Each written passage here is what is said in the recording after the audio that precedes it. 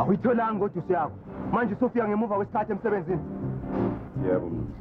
Abalingisi bakhala bayazithulisa ngokwedlula emhlabeni kwalabalingisi.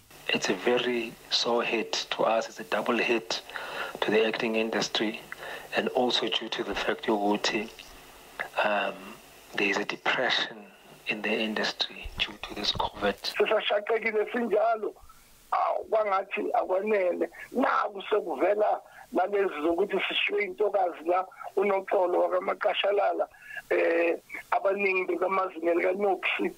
Mina ngimkhumbula kakhulu nge-television drama engingayenza naye inkomidla yodwa noHenry Cele. Esesemncane ngathi ngiyambona ishaya afro yakhe kusaphenywa inwele ngaleso sikhathi efika la kule industry.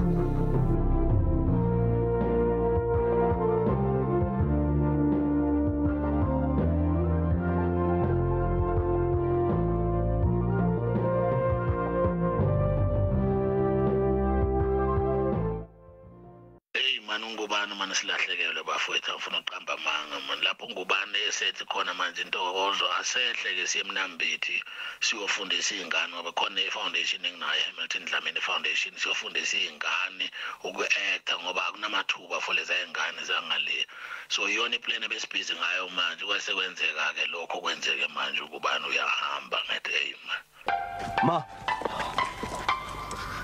inje yamselokhu idukizwe losidla sangibona Unoxolo Maqashalala watholakala eshonile emzini wakhe eHanijungu lwesihlanu kanti beseneminyaka engama-44 ubudala waqhama kakhulu emidlalweni efana nethi Intersections, Rhythm City kanye neGenerations. NginguCalvin Dludla wezindaba zeSABC ngibika ngiseGoli.